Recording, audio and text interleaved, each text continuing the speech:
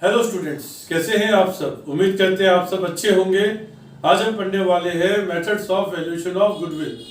Goodwill को value करने के मेथड क्या क्या है। पहला मेथड होता है एवरेज प्रॉफिट मेथड। इसका दो पार्ट होते हैं। एक पहला पार्ट है simple average profit method. Simple average profit method के अंदर दो स्टेप्स होते हैं। पहले स्टेप में हम एवरेज प्रॉफिट कैलकुलेट करते हैं। एवरेज प्रॉफिट कैलकुलेट करने का फॉर्मूला है टोटल प्रॉफिट अपॉन में number of years. Total profit जितने साल का प्रॉफिट दिया है उतने साल का प्रॉफिट ऐड कर दीजिए और उसको डिवाइड कर दीजिए नंबर ऑफ ईयर्स से, तो आपके आ जाएंगे average profit.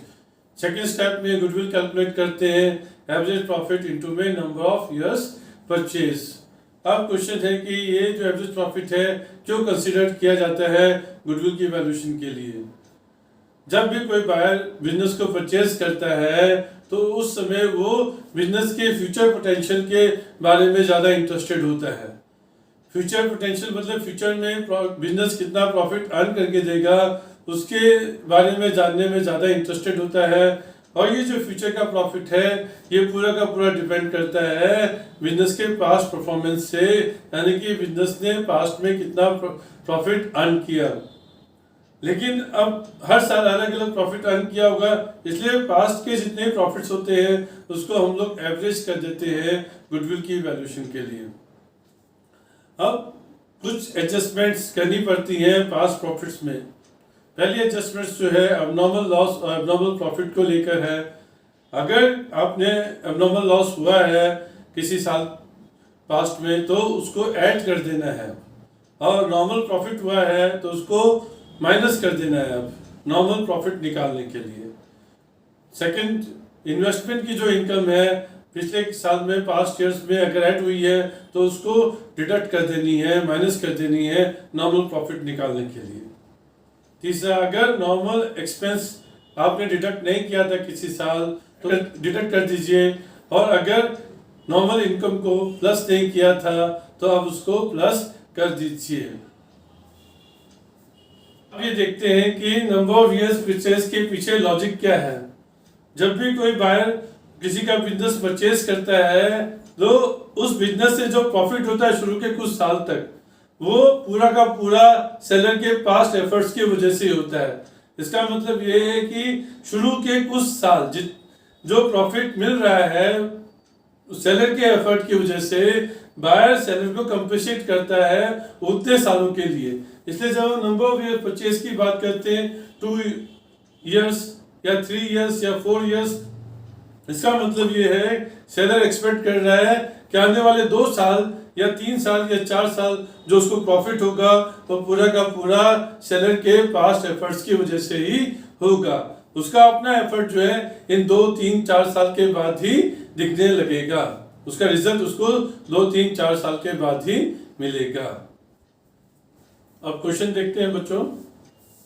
A purchase business of B on 1/1/2017। Profit of last 3 years earn by B R S. 2014 में 45,000 का प्रॉफिट है, including 7,000 from sale of plant.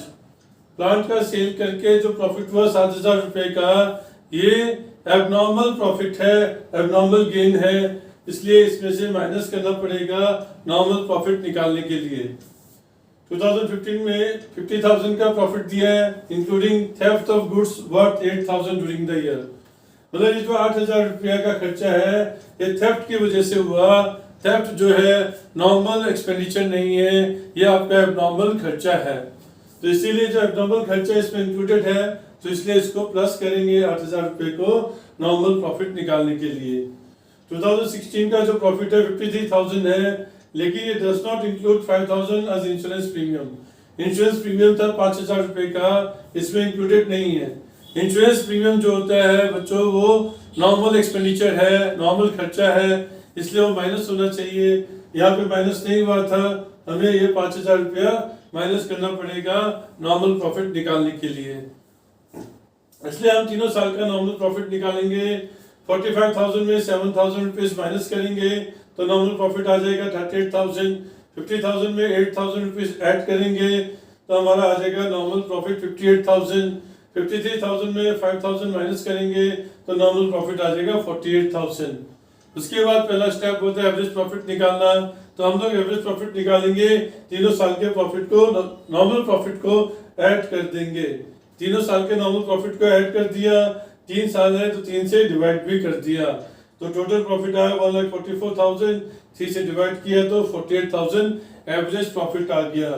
Goodwill जो बोला है 2 years purchase of average profit है, तो 2 years परचेज है तो 2 से मल्टीप्लाई करेंगे गुडविल कैलकुलेट करने के लिए। 48,000 इंटू में 2 96,000। बच्चों यहाँ पे एक चीज नोट करनी है आपको कि जो इंश्योरेंस चार्ज था ये एक पार्टिकुलर ईयर में डिडक्ट नहीं हुआ था, तो हमने ये पार्टिकुलर ईयर से डिडक्ट कर लिया। लेकिन अगर बायर ये अज्यूम करता है कि ये जो 5,000 रुपया हमारा इंश्योरेंस चार्जेस है यह आने वाले सालों में भी होगा, अगर ये 5,000 रुपया एक्सपेक्ट करता है कि फ्यूचर में इंश्योरेंस चार्जेस 5,000 के होने ही हैं फ्यूचर में, तो ये जो 5,000 रुपया है किसी एक पार्टिकुलर ईयर से माइनस नहीं होगा, ये फर्म के एवरेज प्रॉफिट में से डिडक्ट हो जाएगा।